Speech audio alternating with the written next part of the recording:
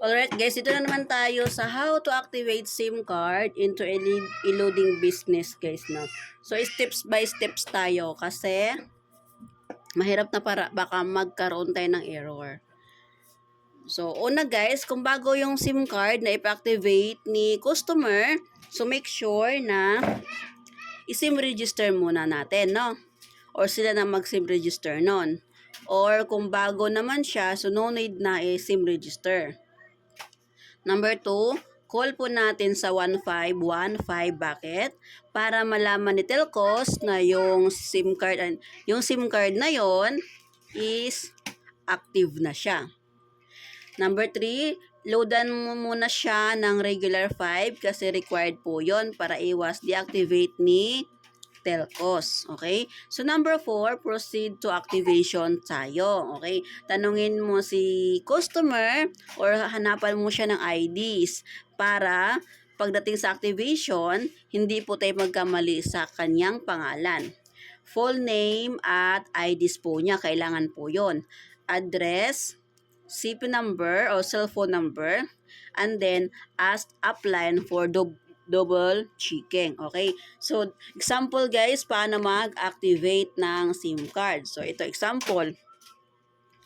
ACT, big letter A, big letter C, at big letter T, space. So, cellphone number ni customer. Okay? Then, slash. Pangalan niya, complete name. Halimbawa, dyan, Lisel Montes Paltep. Ayan, complete name. Pati po ang middle name po, guys. Huwag pong kalimutan. Kasama po yon sa ating pag-activate ng SIM card. Kung ano po yun doon sa mga IDs niya na valid IDs, yun po ang ilalagay natin dito para hindi po tayo magkaroon ng error. Sakaling gusto niyang mag-dealer someday, so hindi po tayo mahirapan doon. Okay? So, slash kung anong address niya. Sa akin, Balibago, Santa Rosa, Laguna. Ayan, ganyan po siya guys. So, bago mo siya i-send sa 8724, magtanong ka muna kay upline for double checking at kay customer kung tama po ba yung pangalan niya at cellphone number. And then, i-send mo siya sa 8724. 8724. Ayan. Ayan po ang ating getaway guys.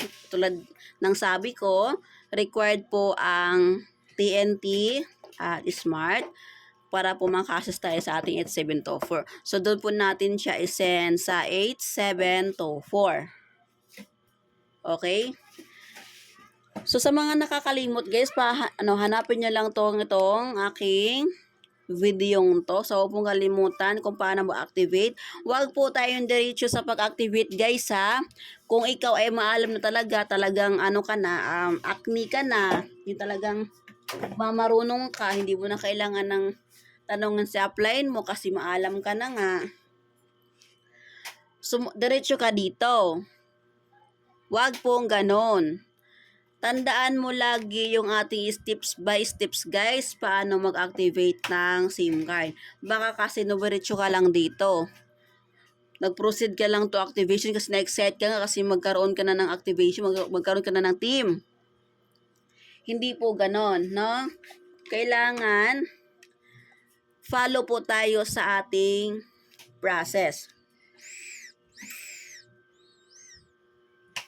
May process po tayo dyan, guys. Pinaka-importante po dyan, itong SIM register, call po natin sa 1515, load na ng regular load 5 pesos. Ayan, at saka yung mga complete details po ni customer. So, yun lang po guys, no, kung paano mag-activate ng ating SIM card po. Okay, guys?